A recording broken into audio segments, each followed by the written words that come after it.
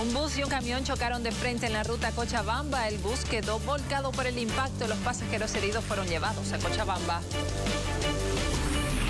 Un bus de pasajeros que realizaba la ruta Trinidad-Puerto Siles terminó dentro de un canal de desagüe. El accidente sin heridos se debió al mal estado de los caminos. 2 personas resultaron heridas en un accidente en la ruta Guarnes. Una de estas personas quedó atrapada entre los fierros del vehículo debido al impacto.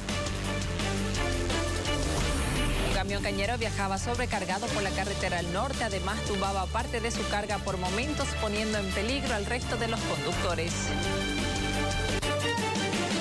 Yo Periodista.